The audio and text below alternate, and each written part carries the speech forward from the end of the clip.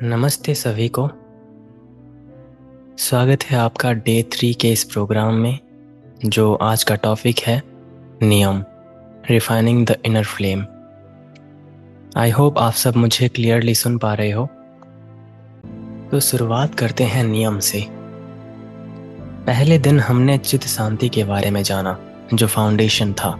उसके बाद यम, और आज के डे 3 में हम जानेंगे नियम को, भीतर की ज्वाला का एक तरीके से परिष्कार, रिफाइनमेंट।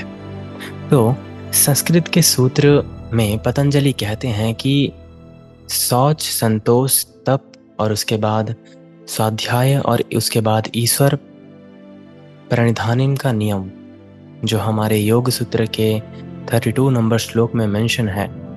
कहने का मतलब है पवित्रता, संतोष, तप, आत्मा अध्ययन और ईश्वर के प्रति समर्पण। ये 5 अनुशासन साधक की चेतना के भीतर से परिष्कृत करते हैं। कल हमने महाव्रत के बारे में जाना था, वन टाइप ऑफ रूल्स कह लो। एंड आज हम जानेंगे कैसे अपने आप को प्यूरिफाई किया जाए, पवित्र किया जाए, अंदर और बाहर दोनों ओर से। इसको भी डिटेल में हमारे पतंजलि मेंशन करते हैं, कैसे एक इंसान अपने आप को शुरू से प्यूरिफाई कर सकता है। यम और नियम ये योग के 2 पंख हैं। यम हमें बाहर के संसार में संतुलित रहना सिखाता है, जबकि नियम हमें भीतर के अराजकता को प्रकाश में बदलने का मार्ग दिखाता है। यदि यम हमें दूसरों के प्रति एक तरीके से उत्तरदायित्व सिखाता है, तो नियम हमें अपने भीतर के देवत्व के प्रति उत्तरदायित्व सिखाता है। यम हमारे व्यवहार को शुद्ध करता है, जैसे कि हम क्या कहते हैं, कैसे रहते हैं, कैसे दूसरों से बिहेव करते हैं। परंतु नियम हमारे अस्तित्व को शुद्ध करता है, जो कि भीतर कैसे सोचा जाता है, कैसे प्रतिक्रिया किया जाता है, और सबसे गहरा, हम अपने भीतर की साक्षी से कैसे जुड़ सकते हैं। यम आत्मा के चारों ओर एक पवित्र घेरा बनाता है, और नियम आत्मा के भीतर एक पवित्र दीप प्रज्वलित करता है। चेतना का संस्कार कह लो। जैसे किसी मंदिर में देवता के आवाहन से पहले उस मंदिर को धूप, फूल और गंगा जल से पवित्र किया जाता है, साफ सफाई की जाती है, वैसे ही मनुष्य के भीतर चेतना के आवाहन से पहले उसके मन, शरीर और चित्त को शुद्ध करना आवश्यक होता है। इसीलिए पतंजलि ने योग सूत्र के इस दूसरे नियम को, मतलब नियम को बताया। नियम यही आंतरिक शुद्धि की प्रक्रिया है। एक एक नियमों को मानो आत्मा के दीपक में डाली जाने वाली बूंदों की तरह है। इन 5 नियमों को हम समझेंगे एक एक करके। शौच, संतोष, तप, स्वाध्याय और ईश्वर प्रणिधान। यदि शरीर मंदिर है तो मन उसकी वेदी है, और नियम वो अग्नि है जो वेदी पर ईश्वर को सदैव जीवित रखता है। जब हम इन नियमों के अनुसार जीना प्रारंभ करते हैं, तो प्रत्येक श्वास यज्ञ बन जाती है, प्रत्येक कर्म अर्पण बन जाता है, और प्रत्येक मौन ध्यान बन जाता है। बाहरी ओर से हमको मतलब ये दिखाने की चेष्टा करने की कोई आवश्यकता नहीं कि हम ध्यान कर रहे हैं। जब प्रत्येक श्वास यज्ञ बन जाए, और जब हमारा प्रत्येक कर्म अर्पण बन जाए, अर्पण किसको? हायर कॉन्शियसनेस या परमात्मा या यूनिवर्स, जो भी आप कहते हो उसको, और प्रत्येक मौन ध्यान बन जाता है। यह है नियम। यदि नियम नहीं है तो ध्यान केवल विश्रांति रह जाता है, क्षणिक शांति, या फिर एक तरीके से क्षणिक तौर पे मुक्त रहना। बहुत से लोग एक्सपीरियंस करते हैं मेडिटेशन के दौरान तो बहुत अच्छा लगता है, लेकिन उसके कुछ घंटों बाद उसका असर ही खत्म हो जाता है। पर जब नियम जुड़ते हैं तो ध्यान एक जीवित साधना बन जाती है। तब हर श्वास, हर क्षण अग्निहोत्र बन जाता है, जहां हमें अपने अहम, भय और वासनाओं को अर्पित करना होता है। तो नियम साधक को बाहरी व्यवहार से भीतर अग्नि की ओर ले जाती है। वो अग्नि जो ना जलाती है और ना ही बुझाती है, बल्कि केवल प्रकाशित करती है। वो अग्नि है अंतरस्थ ईश्वर की अग्नि, जो तब जागता है जब मनुष्य अपने भीतर की सफाई, संतोष और समर्पण से अपने अस्तित्व को मंदिर बना लेता है।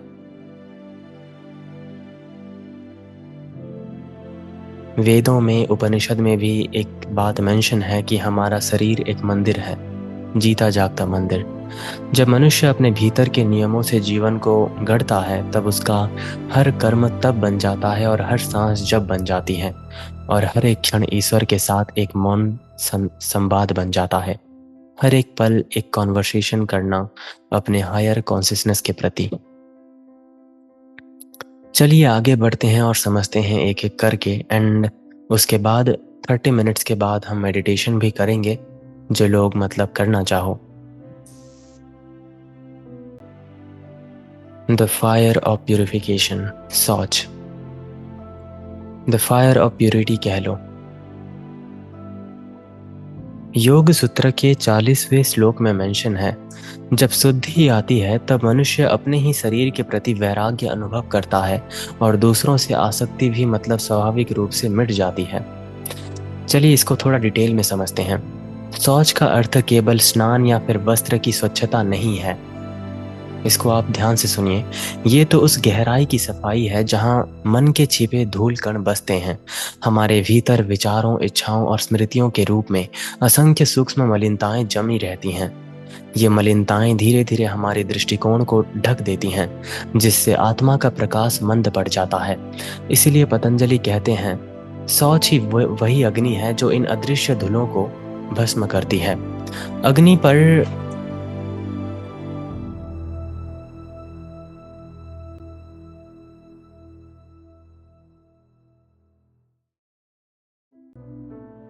सॉरी, मेरा माइक प्रॉब्लम आया था। तो मैं कह रहा था कि जो शौच का अर्थ केवल स्नान या वस्त्र की स्वच्छता नहीं, ये तो उस गहराई की सफाई है जहां मन के पीछे धूल कण बसते हैं। हमारे भीतर विचारों, इच्छाओं और स्मृतियों के रूप में असंख्य सूक्ष्म मलिनताएं जमी रहती हैं, और इन्हीं को साफ करना ही शौच है। तो अग्नि पर धूल नहीं टिकती, इस एक वाक्य में ही शौच का संपूर्ण रहस्य छिपा है। ये जो छोटा सा वाक्य है ना, कि अग्नि पर धूल नहीं टिकती, जो व्यक्ति भीतर से जागृत होता है उसके भीतर की चेतना अग्नि बन जाती है। ऐसी अग्नि जो नष्ट नहीं करती बल्कि शुद्ध करती है। यह अग्नि प्रज्ञा की ज्वाला है, जो हर विचार को देखती है, हर भावना को पहचानती है और हर स्मृति को स्वीकार कर मुक्त करती है। साधक को अपनी चेतना को ऐसे अग्नि बनाना होता है जहाँ कुछ भी अनदेखा ना रहे, कुछ भी सड़ा हुआ ना रहे। भारतीय परंपरा में जब कोई शिष्य गुरुकुल में प्रवेश करता था तो उसे पहले नदी में स्नान कराया जाता था। ये केवल शारीरिक स्नान नहीं था, ये पूर्व जन्मों के संस्कारों और मानसिक बोझों का एक तरीके से विसर्जन था। तो नदी यहाँ चेतना का प्रतीक है, जो सतत बहती रहती है, जो कभी ठहरती नहीं, जो हर क्षण स्वयं को नया करती है। स्नान का अर्थ था, अब तू नया हो गया है। तेरी पुरानी पहचान, तेरा पुराना अहम और तेरी स्मृतियां सब कुछ बह चुकी हैं। शौच का गहरा अर्थ है अपनी दृष्टि के दर्पण को स्वच्छ करना, क्योंकि जब मन धुंधला होता है तो जो भी हम देखते हैं वो विकृत दिखाई देता है। आजकल के जनरेशन का एग्जाम्पल ले लीजिए। जो भी मतलब आजकल के यूथ हैं, अपने आप को इस तरीके से मतलब भटका चुके हैं अपने रास्तों से कि छोटी सी बात भी उनको मतलब छोटी से छोटी बातों में भी उनको मजाक सूझता है। अपने बड़ों के प्रति जो सम्मान हमको पहले के जमाने में देखने को मिलता था, वो अब नहीं मिलता। ये है मलिनता, और ये आगे और बढ़ता जाएगा। जितना जितना मतलब समय अपना कली का समय अपना प्रभाव दिखाता जाएगा, उतना ही मतलब भयावह युग आता जाएगा।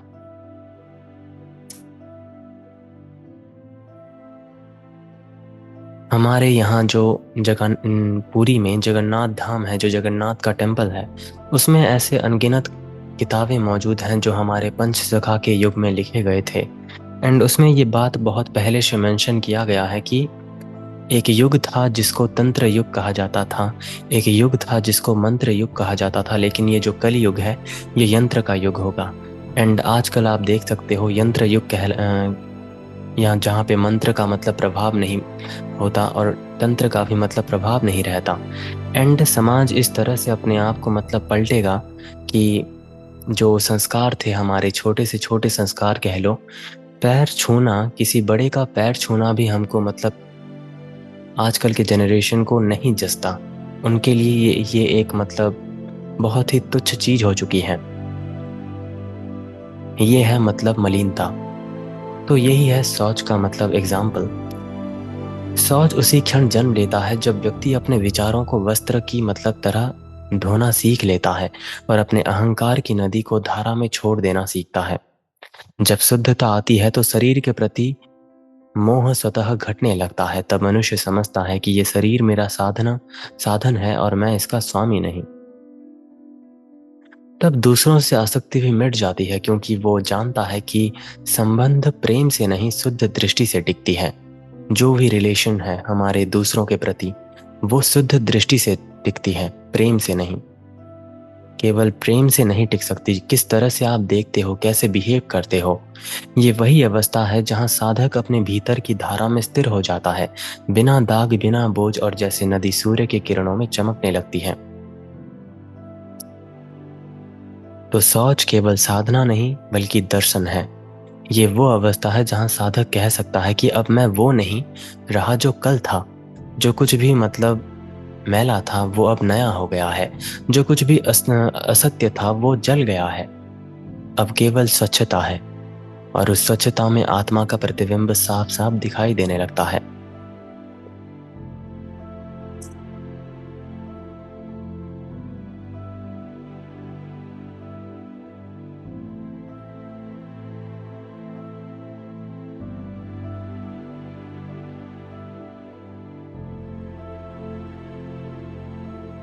कभी कभी मेरे भी अंदर मतलब एक तरीके से मलिनता जन्म लेती है। मैं भी बहुत कभी कभी परेशान हो जाता हूँ, लेकिन उसके बाद मैं अपने को ठीक करने के लिए क्या करता हूँ, अगर मैं अपनी बात करूँ, अपना एग्जाम्पल दूँ, तो जब भी ऐसा होता है तब मैं अपना जो भी काम है वो सब कुछ छोड़ देता हूँ। जो भी डिवाइसेस हैं सबको दूर रख देता हूँ। एंड उसके बाद मतलब नेचर में जब मैं जाता हूँ, फिर से मैंने एक वीडियो बनाया था जिसमें मैंने मेंशन किया था कि how to go for a little walk and never return. कैसे एक छोटी सी सैर पर निकलें और कभी वापस ना आए। एक ऐसा सैर जिसमें जो करने के बाद अपने जो भी मलिनता है, जो भी हम अशुद्ध हुए हैं, उसको उस सैर में ही त्याग दें, अपने उस रास्ते में। और उसके बाद जब हम घर लौटें तो एक नए व्यक्ति बन गए हों। यही एक चीज़ है जो मैं फॉलो करता हूँ। अगर आप चाहो तो जब भी मतलब आपको घबराहट या फिर बेचैनी, एंड उसके बाद जो भी मतलब आप फील करो, तो आप ये ट्राई कर सकते हो। अब आगे बढ़ते हैं संतोष की ओर, तृप्ति की अग्नि। संतोषाद अनुमंतः सुखलाभः। योग सूत्र के 42 नंबर श्लोक में ये मेंशन है कि संतोष से परम अप्रमित सुख की प्राप्ति होती है। इच्छाओं की पार की शांति। संतोष का अर्थ ये नहीं कि तुम्हें सब मिल गया है, बल्कि ये है कि अब तुम्हें कुछ भी और नहीं चाहिए। कुछ भी और नहीं चाहिए, इस पे ध्यान देना। मिल गया है और नहीं चाहिए, इनमें बहुत ही अंतर है। ये वो मौन की स्थिति है जहां मनुष्य अपने जीवन से मांगना छोड़ देता है। तब जीवन जैसे किसी जिद्दी ताले से मुक्त होकर स्वयं बहने लगता है, सहज, निर्मल और बिना किसी प्रतिरोध की। संतोष वो तृप्ति नहीं जो पर्याप्त पाने से आती है, बल्कि वो शांति है जो कुछ भी ना चाहने से आती है। ये वो क्षण है जहाँ साधक प्रयास और समर्पण के बीच ठहरता है। प्रयास और समर्पण, ना कुछ पाने की आकांक्षा, ना ही कुछ खोने का भय, केवल एक मौन संतुलन, जिसे पतंजलि कहते हैं अनुत्तमः सुखलाभः। अनुत्तमः सुखलाभः, परम आनंद की प्राप्ति। मतलब आप एक और अपना काम करोगे जो आप मतलब सांसारिक जीवन में करते हो, लेकिन आपको मतलब कोई आशा ना रहे। आप उस काम को इस तरह से करो जैसे कि वो पूजा में जब आप मतलब चढ़ाते हो ना, जो भी भोग वगैरह, वस्त्र, आप मतलब कुछ नहीं, मतलब अपने स्वभावतः आप मतलब पवित्रता से चढ़ाते हो, कोई भी मतलब दुर्भाव नहीं होता। उसी तरह जब आप अपने हर कर्म को समर्पित करके चढ़ाओगे तो वो अनुत्तम सुख लाभ हो जाएगा, परम आनंद की प्राप्ति। कल्पना कीजिए एक छोटा सा पात्र जो जब तक मतलब आधा खाली रहता है, उसका जल अशांत होता है। लहरों में चंद्रमा का प्रतिबिंब टूटा हुआ दिखाई देता है, पर जब ये पात्र पूरा भर जाता है तो उसका जल स्थिर हो जाता है, और तब चंद्रमा प्रतिबिंब पूर्ण और स्पष्ट दिखाई देता है, जैसे कि आप इस इमेज में देख सकते हो। इसी प्रकार जब मनुष्य की चेतना लालसा और अभाव से रहित हो जाती है, तब उसमें ईश्वर का प्रतिबिंब साफ साफ दिखाई देने लगता है। असंतोष मन को मतलब एक तरीके से दूषित करता है, संतोष उसे दर्पण बना देता है। संतोष निष्क्रियता नहीं है, मतलब एक तरीके से संतुष्टि आ जाना निष्क्रियता नहीं है कि कोई काम ना करो, बस संतोष हो जाओ और बैठे रहो, बल्कि ये आत्मा की सबसे ऊंची सक्रियता है। ये वो अग्नि है जो इच्छा की जड़ों में भस्म करती है और फिर भी प्रकाश देती है। जब ये अग्नि भीतर प्रज्वलित होती है तो साधक संसार में रहते हुए भी संसार से परे हो जाता है, संसारी नहीं बनता। वो कार्य करता है पर परिणाम से अटकता नहीं, वो प्रेम करता है पर अपेक्षा नहीं रखता, वो जीता है पर बनता नहीं। संतोष जीवन को एक साधना में बदल देने का एक महान नियम है, जहां हर क्षण हर परिस्थिति स्वीकार और कृतज्ञता से यज्ञ बन जाती है। संतोष का सबसे गहरा प्रभाव मनोविज्ञान पर है, मतलब क्योंकि समस्त संसार जो पुनर्जन्म का चक्र है, इच्छा की गति से चलता है। हर एक इच्छा नया कर्म जन्म देती है, हर कर्म एक नया अनुभव जन्म देती है और हर एक अनुभव फिर से एक नई इच्छा को जन्म देती है। और ये अनंत चक्र तब तक चलता है जब तक कोई व्यक्ति कह नहीं देता कि अब पर्याप्त हो गया है, अब मुझे कुछ नहीं चाहिए। उस क्षण संसार की गति रुक जाती है उसके लिए और आनंद, एक परम आनंद जन्म लेता है, ना भावना के रूप में, ना सुख और दुख के बीच, बल्कि अस्तित्व के स्वभाव के रूप में। जहां इच्छा समाप्त होती है वहां अस्तित्व स्वयं प्रसन्न हो जाता है। ये संतोष कोई बाहरी घटना नहीं, ये भीतर का एक तरीके से उत्सव है, फेस्टिवल है। ये वो अवस्था है जहां साधक जान लेता है कि कुछ भी मतलब पर्याप्त, जो कुछ भी है ना, सब कुछ पर्याप्त है। वो अपने भाग्य, अपने कर्म और अपने अस्तित्व तीनों को एक ही दीप में देखता है। तब जीवन शत्रु नहीं बल्कि सखा बन जाता है। सुख खोजने की आवश्यकता समाप्त हो जाती है क्योंकि सुख स्वयं साधक में वास करती है। कितना ब्यूटीफुल है अगर आप देखो तो, हर एक शब्द, हर एक वाक्य और ये पूरा का पूरा कॉन्सेप्ट।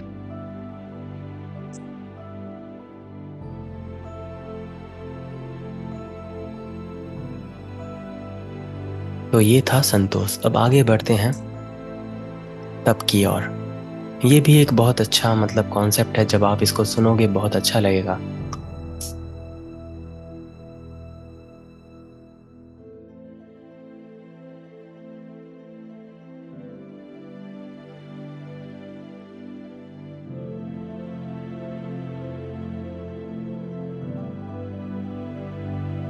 तप का मतलब है रूपांतरण की अग्नि, ट्रांसफॉर्मेशन का एक तरीके से फायर कह लो। तप के द्वारा अशुद्धियों के नाश से शरीर और इंद्रियों की सिद्धि प्राप्त होती है। तो तप शब्द का मूल अर्थ है ऊष्मा, जलन, आत्म संस्कार की आग। ये वो भीतरी अनुशासन है जो आलस्य और अज्ञान, इन दोनों को मतलब महातमसों को मतलब भस्म कर देती है। महातमस तब कोई बाहरी दंड नहीं, ये भीतर की ऊर्जा का संकेंद्रण है। वो स्थिति जब मनुष्य अपनी इच्छाओं, प्रतिक्रियाओं और मतलब भय के विरुद्ध स्वयं को स्थिर रखता है, जैसे अग्नि स्वयं को भस्म करके भी मतलब प्रकाश देती है।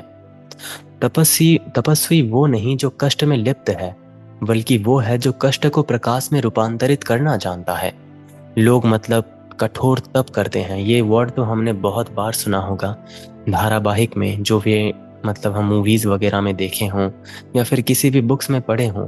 कठोर तप, इसका मतलब एक इमेजिनेशन आता है माइंड में कि अपने आप को स्थिर रख के किसी पेड़ के नीचे बैठ के या फिर ऊंचाइयों में बैठ के कठोर तप करना, खाना पानी का त्याग कर देना। लेकिन इन रियलिटी ये कष्ट को प्रकाश में रूपांतरित करना है, और रूपांतरण में कोई कष्ट अनुभव नहीं होता। वो अंधकार में भी दीप की भांति जलता है। उसका जीवन एक यज्ञशाला है, जहां उसका प्रत्येक श्वास, प्रत्येक कर्म अहंकार और आसक्ति की आहुति बन जाती है। तपस्वी का जीवन अग्नि के समान होता है। वो अज्ञान को भस्म करता है और सत्य को प्रकाशित करता है। प्राचीन भारत में ऋषि तप को जीवन का परम अनुशासन मानते थे। वे हिमालय के बर्फ में बैठते या फिर प्रखर सूर्य के नीचे ध्यान करते, ना कि शरीर को यातना देने के लिए, बल्कि ये सिद्ध करने के लिए कि मैं शरीर नहीं हूँ। जब शरीर की सीमाएं टूटती हैं तो चेतना की गहराइयां अपने आप खुलने लगती हैं। यह अनुभव वही है जो अर्जुन ने कुरुक्षेत्र में पाया, जब भीतर की अग्नि ने जब भीतर की अग्नि ने भ्रम को भस्म कर दिया और केवल धर्म का प्रकाश शेष रह गया। तप वो है जो ज्वालामुखी चेतना है, जो हर कर्म को उपासना में बदलती है। जब साधक जागरूकता के साथ कष्ट सहना सीखता है तो उसका दुख व्यर्थ नहीं रहता, बल्कि प्रकाश बन जाता है। और यही है हमारा तप। जब सोना अग्नि में तपता है तो उसकी मलिनता नष्ट होती है, और उसका मतलब जो स्वर्णत्व है, स्वर्णत्व की जो कला है वो प्रकट होती है। उसी प्रकार जब साधक तप में जलता है तो अहम, माया और भ्रम सब विलीन हो जाता है। तब जो शेष रहता है वो है शुद्ध आत्मा, निर्मल, अडोल और दीप्तिमान।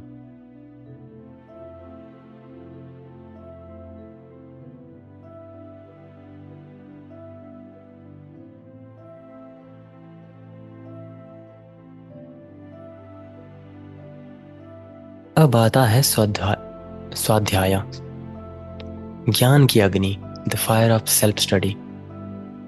स्वाध्याय के अभ्यास को साधक का अपनी इष्ट देवता से साक्षात्कार होता है। इसको जरा ध्यान से सुनना, बहुत ही इंटरेस्टिंग है। स्वाध्याय का शाब्दिक अर्थ है स्वयं का अध्ययन, परंतु पतंजलि का संकेत केवल या फिर पाठन की ओर नहीं है, बल्कि भीतर की ओर उतरने की है। पवित्र ग्रंथों का अध्ययन मतलब जो है वेद, उपनिषद, गीता, योग सूत्र और स्वयं के भीतर लिखे हुए ग्रंथ का अध्ययन। जरा सोच कर देखिए कि हमारे अंदर का ग्रंथ क्या हो सकता है। एग्जाम्पल के तौर पर स्वयं के भीतर लिखे हुए ग्रंथ का अध्ययन। ये तो हम बहुत बार सुनते आए हैं कि अपने आप को स्टडी करो, सेल्फ स्टडी करो, अपने आप को जानो। लेकिन अपने अंदर का जो ग्रंथ है वो आखिर क्या है?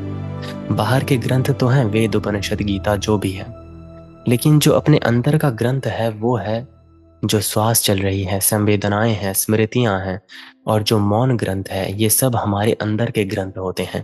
पहले स्तर का ज्ञान बाहर से प्रवेश करता है, दूसरे स्तर का ज्ञान भीतर से प्रकट होता है, और जब दोनों का मिलन होता है तभी साधक अपने इष्ट देवता से साक्षात्कार करता है। क्योंकि देवता कोई व्यक्ति नहीं है, बल्कि उस चेतना का रूप है जो भीतर प्रकट होता है जब मन पूरा निर्मल रहता है। ग्रंथ तो शब्दों में सीमित हैं, परंतु सत्य शब्दों से परे होता है। जो व्यक्ति केवल शास्त्र पढ़ता है वो देवता के शब्द सुनता है, पर जो व्यक्ति स्वाध्यायी है वो देवता की उपस्थिति का अनुभव करता है। जब साधक गीता पढ़ता है तो वो कृष्ण की वाणी सुनता है। जब ज्ञानी पढ़ता है तब वो अपनी ही आत्म स्वरूप को कृष्ण की वाणी के माध्यम से पहचान लेता है। हर एक शब्दों में, कृष्ण के हर एक श्लोक में अपने आप को अनुभव करना। जरा कुछ सेकंड्स के लिए थोड़ा मतलब इमेजिन करके देखिए। अभी जो मैं कृष्ण का एक श्लोक बोलूंगा, कर्मण्यवाधिकारस्ते माँ फलेषु कदाचन, मतलब ये जो श्लोक है कृष्ण ने बोला होगा ना ये, तो इस श्लोक में अपने आप को महसूस करना, पूरा डुबा देना अपने आप को, ये पहचान ही है स्वाध्याय का फल। हर मंत्र, हर श्लोक और हर एक श्वास एक दर्पण की भांति होता है। शुरू में उसमें केवल ध्वनि दिखाई देती है, पर जब उसे ध्यान पूर्वक जपा जाता है तो वो धीरे धीरे ध्वनि के पार छिपी हुई मौनता में प्रकट होने लगती है। मंत्र तब जीवित होता है जब उसकी ध्वनि से अधिक उसकी मौनता सुनी जाती है। इस चीज को आप पॉइंट आउट कर लेना।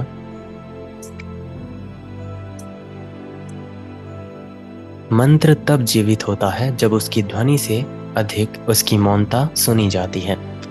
यही मौनता देवता का वास्तविक रूप है, क्योंकि देवत्व कभी बोलता नहीं, वो केवल प्रकट करता है।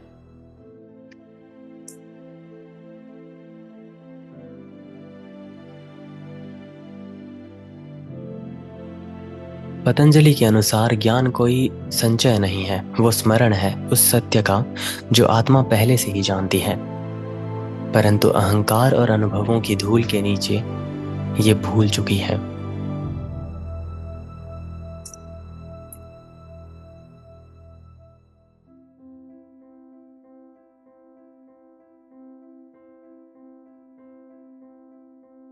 अब आता है ईश्वर प्राणिधान।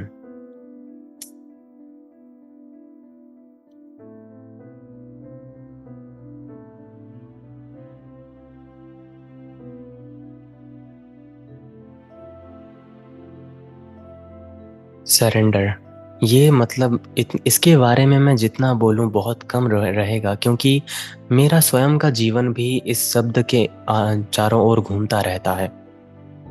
समर्पण, ये शब्द मेरे लिए सब कुछ है। क्योंकि अगर मैं पर्सनली बोलूं तो जब भी टूटा हुआ महसूस करूं या फिर खोया हुआ महसूस करूं तो मैं बस इस शब्द को फील करता हूं, सरेंडर करता हूं अपने आप को यूनिवर्स को, क्योंकि मैं प्रकृति और ब्रह्मांड में मानता हूं।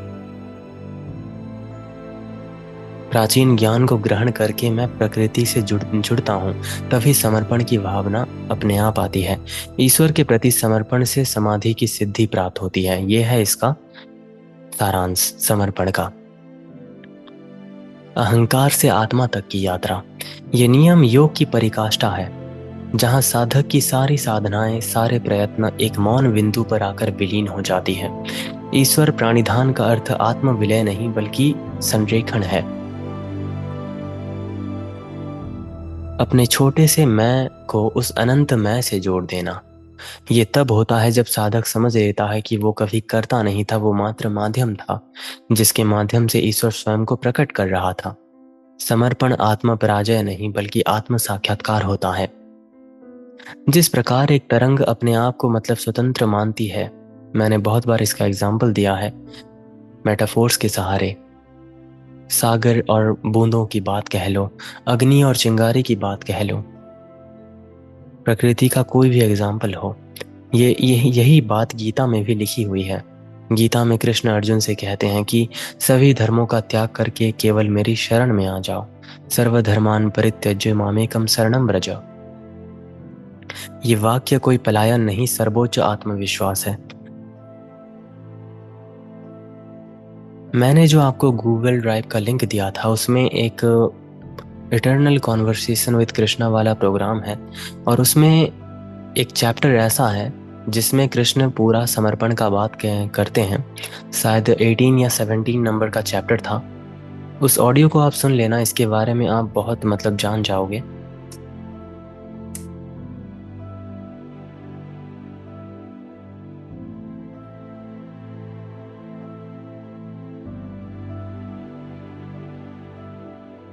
अब ये है परिष्कार का मनोविज्ञान, प्रवृत्ति से प्रबोधन तक। तो चेतना की परतें, योग सूत्र में नियम केवल अनुशासन नहीं है, वे चेतना की परतों को धीरे धीरे परिष्कृत करने की प्रक्रिया है। मनुष्य के भीतर अनेक स्तर होते हैं, शरीर, भावना, इच्छा, बुद्धि, अहंकार, जो भी है। हर नियम एक विशेष परत पर काम करती है, एक ऐसा शुद्धिकरण जो भीतर की धूल को धीरे धीरे झाड़ता है, ताकि आत्मा का प्रकाश पारदर्शी होकर झलक सके। जैसे दीपक पर लगी काली धीरे धीरे मिटती है, वैसे ही नियम साधक की चेतना को मतलब धूम रहित बना देती है। इस टेबल में आप देख सकते हो स्क्रीन पे 5 नियम और उनका मनोवैज्ञानिक परिष्कार: शौच, संतोष, तप और स्वाध्याय, और ईश्वर प्राणिधान। ईश्वर प्राणिधान मतलब समर्पण।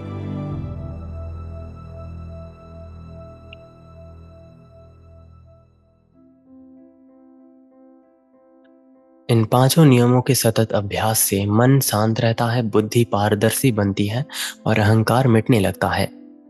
अब मन विचारों का दर्पण नहीं बल्कि चेतना का जल बन जाता है, स्वच्छ, स्थिर और प्रकाशमान।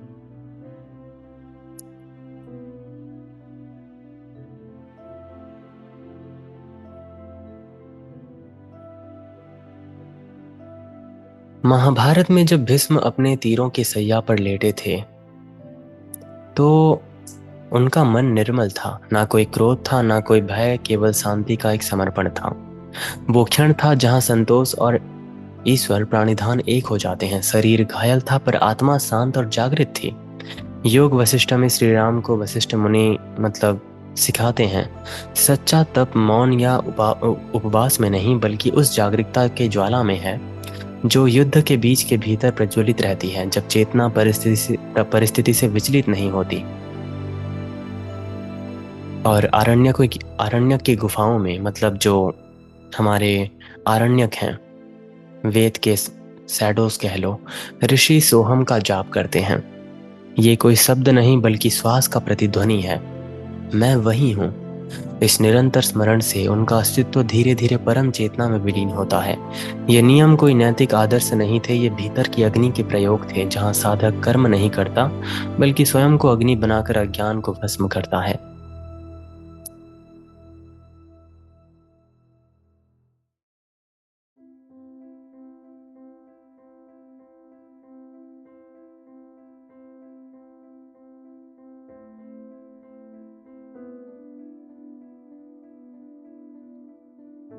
कल्पना कीजिए, साधक स्वयं को एक दीपक मान ले।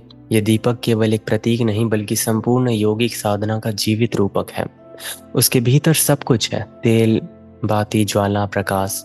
हर तत्व एक अवस्था का प्रतिनिधित्व करता है, हर अवस्था एक नियम का। दीपक का उद्देश्य जलना नहीं बल्कि अंधकार को मिटाना है। आम तौर पर हम समझते हैं दीपक जलता है, लेकिन इन रियलिटी वो अंधकार को मिटाता है। अभी जो दिवाली आ रही है, शायद 18 तारीख को है, उस उस दिन भी मतलब एक बहुत ही अच्छा प्रस्तावना मैं आपको सुनाऊंगा। तो यही था हमारा नियम डे 3 का जो भी है। जब ये दीपक बिना कांपे, बिना धुएं के पूर्णता से जलता है, तब निर्विकल्प की समाधि जन्म लेती है।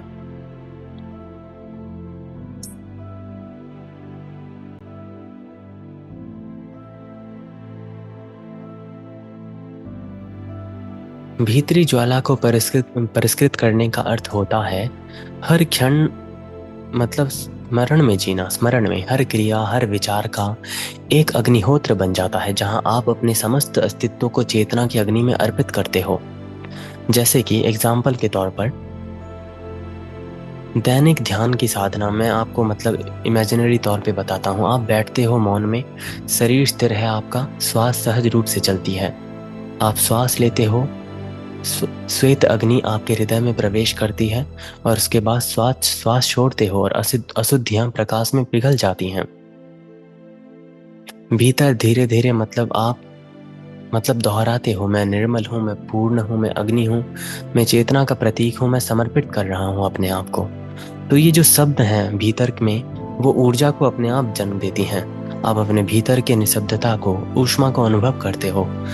ना वो शारीरिक होगी ना भावनात्मक, वो आदिम कालीन है, जो स्वतः समय के अनंत काल के प्रभाव में चलती हैं। ये वही भीतर की ज्वाला है जो मतलब अपने आप को पतंजलि ने प्रकट करके कहा था कि एक ऐसी अग्नि जो ना जलती है ना बुझती है, बल्कि प्रकाशित करती है। हर एक नियम में जीना, पूर्णता से, जागरूकता के साथ। तो यही था हमारा डे 3 का कार्यक्रम।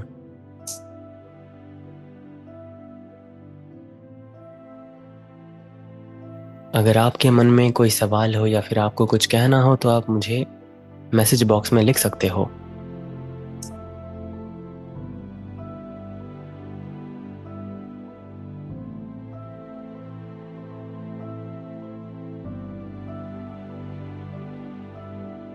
Surrender without realisation is false, मतलब अपने आप को समर्पित करना बिना रियलाइजेशन के, क्या ये गलत है? हाँ बिल्कुल। अगर आप एक एग्जांपल दो तो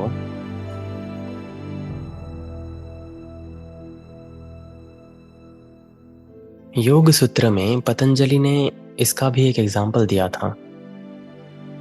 जब तक व्यक्ति ने स्वयं को जाना नहीं, उसका समर्पण किसी कल्पना से, मतलब कल्पना के देवता को होता है, ना कि उस चेतना को जो उसके भीतर जल रही है।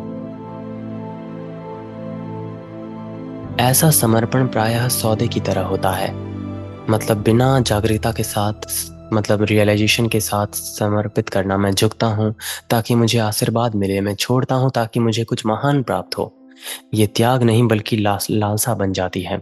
सच्चा समर्पण क्या होता है? जब बोध होता है कि मैं और ईश्वर दो नहीं हैं, तब समर्पण किया नहीं जाता बल्कि स्वतः घटित होती है।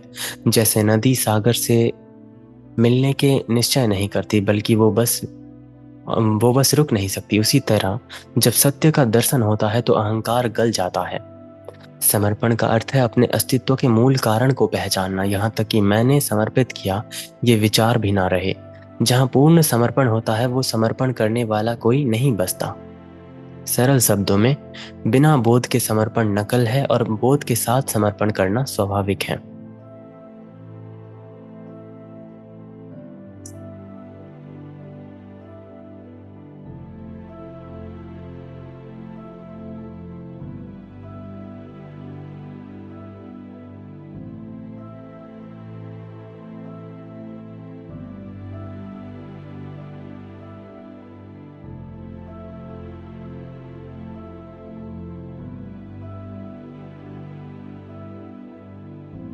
कैसे इस ज्ञान को अपने जीवन में उतारें हर एक दिन में? तो इसके लिए आपको ये समझना होगा कि हर परिस्थिति, चाहे वो सुखद हो या दुखद हो, कोई दंड नहीं है, बल्कि एक तरीके से ना ही कोई पुरस्कार है। वो तो एक आवश्यक पाठ होता है जो चेतना को स्वच्छ करता है, परिष्कृत करता है।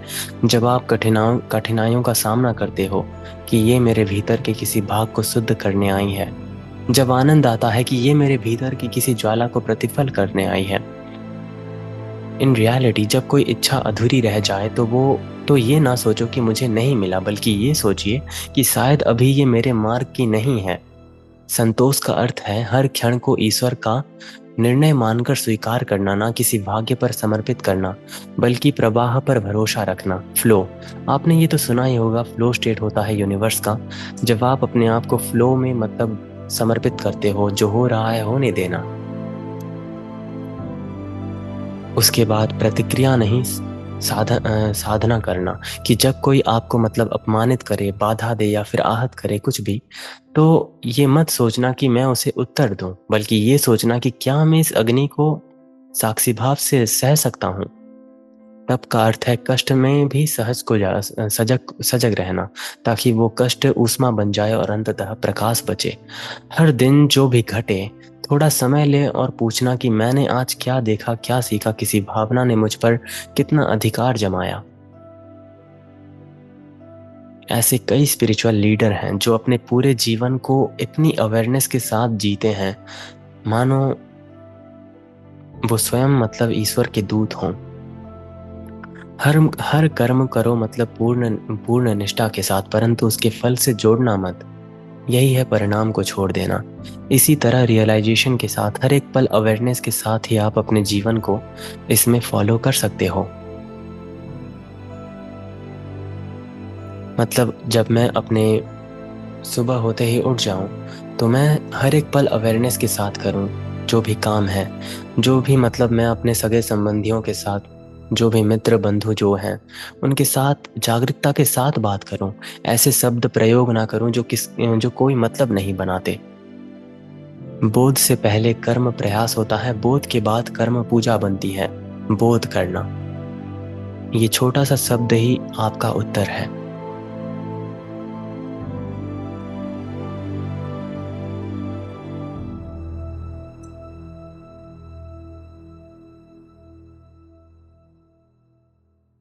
और पर्सनली अगर बोलूं तो मैं भी अवेयरनेस को ही फॉलो करता हूं, जागरूकता के ध्यान को। क्योंकि अगर मैं इस भौतिक जीवन में जागृत नहीं रह पाया हर एक कर्म में, हर एक सिचुएशन में, तो आंख बंद करने के बाद क्या जागृत रहूंगा मैं? अगर मैं जागृत जीवन में, भौतिकता में अपने आप को जागृत नहीं रख सका, तो मेडिटेशन करके क्या हासिल होगा? बस कुछ घंटों का एक सुकून जो टिकता नहीं।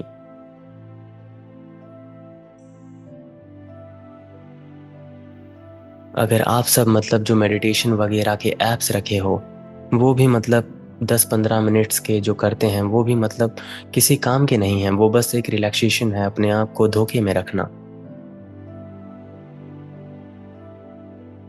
जागृत जीवन में ध्यान बन जाना। हर एक कर्म में अगर मैं चल रहा हूँ तो बस अपने चलन पे फोकस करूँ।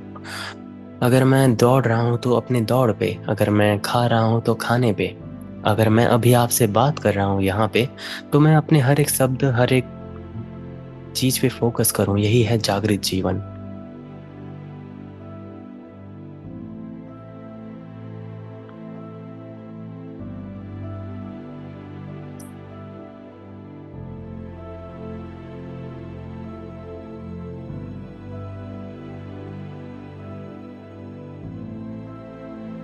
आज का था नियम, लेकिन कल होगा आसन।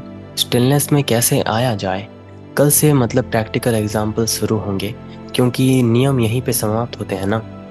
तो आसन में हम अपने आप को पूरी तरह से स्थिर रखना पाएंगे।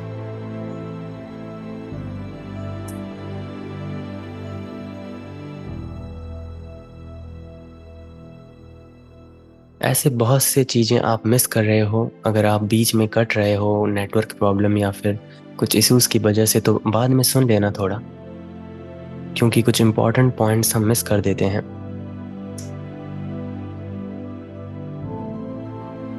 तो चलिए मैं यहीं पे समाप्त करता हूँ। मिलते हैं कल हमारे आसन के इस डे 4 के प्रोग्राम में। आप सभी का मूल्यवान समय देने के लिए बहुत बहुत धन्यवाद। सभी को शुभ रात्रि। हर हर महादेव। मैं यहीं पे एंड करता हूँ।